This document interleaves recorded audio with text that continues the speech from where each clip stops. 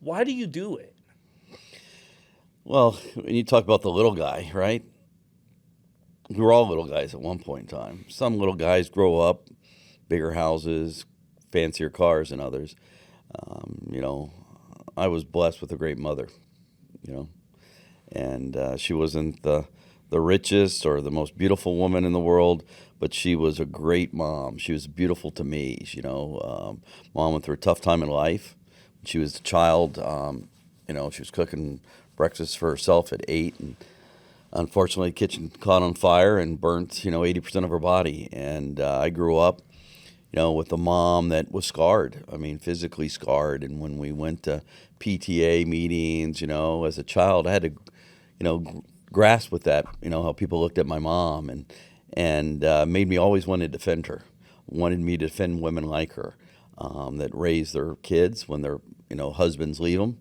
I love my father. He's passed now, but when it comes to fathers in this world, I wouldn't say he was the best role model, but I can say my mother was a great mother role model, and she taught me how to care about others, how to look past race, how to look past economic conditions, and to believe in myself, which then gave me the ability to believe in others.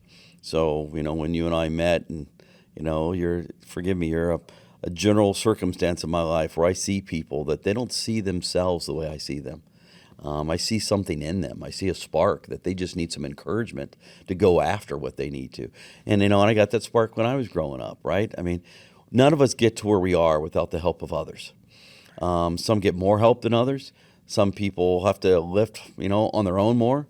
But I really believe that my upbringing, being tougher than most, economically, made me what I am today. I had to learn to fight early. I had to learn how to defend myself. I had to learn how to get up. I mean, when I graduated, the day after I graduated college on a scholarship, I had to be able to pay rent the next month. So, I mean, I had to get a job before I graduated, and I had to start because I needed to, but I just didn't have, I didn't have a deposit check to put down for rent, so I had to start working, overlapping college, and it's life, is what you make of it. But I've been blessed, to be led down a path based upon my mother's original cultural upbringing.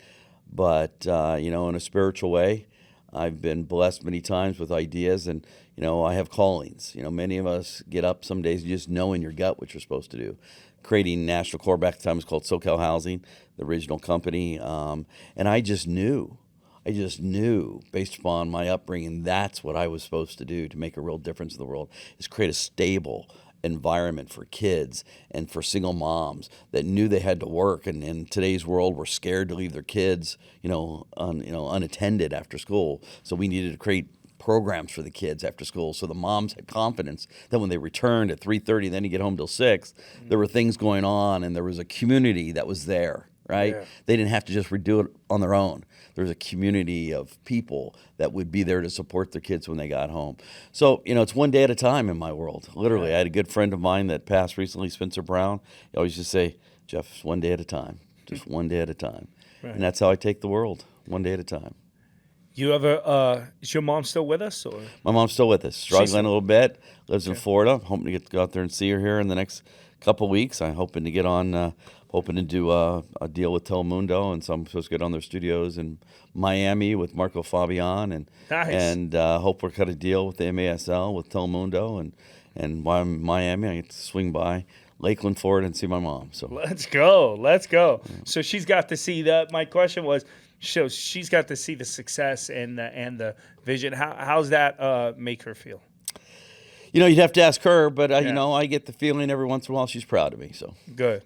I think she knows that, because I'm one of these guys that is not afraid to voice, their opinion. I'm not afraid to show my gentle side. Sure. I'm a tough guy at times too. Yeah.